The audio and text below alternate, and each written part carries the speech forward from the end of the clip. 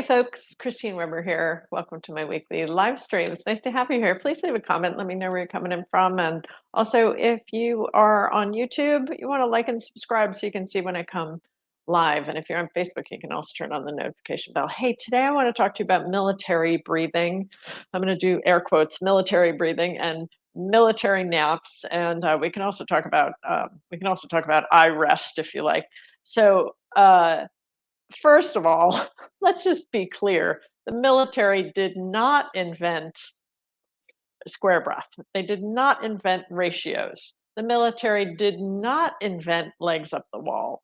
And there is a history in the West of appropriating yogic tools and calling them your own thing, repackaging them as your own thing. This happens all the time, but I'm particularly feeling my pitta is a little provoked. My pitta's up a little bit from all the conversation I've heard recently. Well, square breath has been around for a while. We'll talk about that in a moment. But recently I've been hearing about military naps.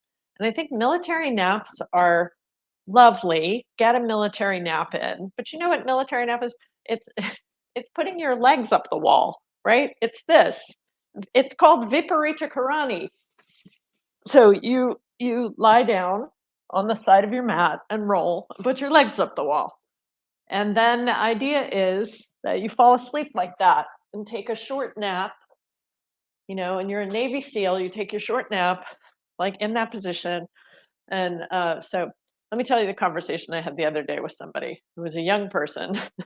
And this young person said to me, I need to take a military nap. And I was like, okay, what's a military nap? And then this person described the military nap to me. And I said, well, that comes from the yoga tradition. They're like, no, it's Navy SEALs. The Navy SEALs do it. And I'm like, okay, the Navy SEALs do it and they call it a military nap, but it comes from yoga. It's called Viparita Karani. It's part of the yoga tradition. You put your legs up. It has an effect on the baroreceptors in your heart and your carotid arteries, changes your blood pressure, helps you to relax quickly. And that's probably why the military adopted it from the yoga tradition and then decided it was a military thing.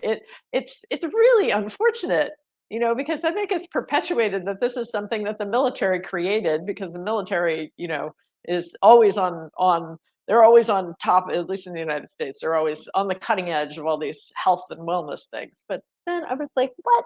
And this person, by the way, should have known because they are very familiar with yoga. They should have known that this was a yoga technique, but they didn't. Instead, they called it a military nap. So military naps are great, but can we just say that if they come from the yoga tradition? Because that's where they come from. That's where this information comes from.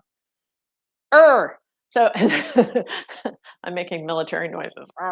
Um, Now, the other one I want to talk about is square breath, square breathing, right? And you'll see little apps for it all the time. There's these little things you can get on your phone that are like breathe in, hold, breathe out, hold. Have you seen those they're always on social media. And that's called Navy SEAL breathing. And it's supposed to reduce your anxiety. Well, that is actually a very reductive form of ratio breathing, which is a complex, beautiful, and sophisticated science that comes from the yoga tradition. And then it gets, reduced down into square breath, and it's supposed to make you feel better. Again, this is not originating from some geniuses in the military. This came from the yoga tradition. So can we please give credit where credit is due? This is what it frustrates me. Can you tell? It provokes my pitta because it's cultural appropriation, folks. Just plain and simple. And then people will justify it and say, "Oh, well, people need something. They need something that's easier. They need something that feels like it's not so foreign, and so we'll call it military." And then, the YouTube bros all jump in and start, promoting square breathing and military breathing and military naps, and it feels all masculine. So it's not this, wussy feminine yoga stuff. It's masculine and it's coming from the YouTube Huberman crowd kind of guys, and they're all feeling good about themselves because it's military. Stop. Just tell it like it is. It comes from the yoga tradition, and let's give credit to this beautiful tradition where so many of the techniques that have been appropriated by Westerners and repackaged and called whatever, from holotropic breathing to military breathing to eye rest, there, I get it. Like, I love Richard Miller. I don't mean to critique it. I understand that sometimes things have to be translated culturally. I totally get that.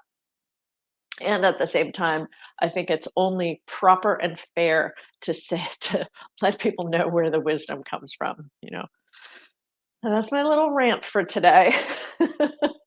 Thank you for putting up with it. But I also hope it's meaningful in terms of us getting clearer about the power of this tradition. It is not simply some kind of soft female, soft science. It is powerful, deep, transformative, ancient, and necessary for this culture that we're living in right now. So please help me to take the word out there to the world that we need to give credit where credit's due. This comes from yoga. All that being said, I I would love to hear your opinion about my rant, and so please leave a comment. I also want to share with you before I finish for today that I am starting my 5-day subtle yoga challenge this Thursday, and that will be 5 days every day at 10 o'clock Eastern time of 30 minutes of subtle yoga. It's going to be happening on Facebook and YouTube. I probably will not do it on Instagram, but it might show up on Instagram. I might try and see how it goes. The problem I have with Instagram is the audio, so you're better to go over to Facebook or YouTube for it. It's free. If you would like to join, if you want to sign up, we will also email you stick figures, scripts for every one of those 30-minute classes. And I will put a link in the description after I finish this live stream so that you can check it out and sign up. And signing up is a great way also to be eligible to win prizes. We have things like a subtle yoga tea mug, a water bottle, we have eye pillow, we have a course. I think we have 2 courses that we're giving away for as part of the promotion. Also, on Saturday at 11 a.m. Eastern time, I'll be giving my free webinar, which is called "How to Leverage the Neuroscience of Yoga," and it's for creating healthier habits, for thriving, for time management, a bunch of things that can be helpful for you. So please check that out. I'll also put the link in the comments. And if you're not on my email list, that's the best way to keep up with what's going on with Subtle Yoga. So you can always email us,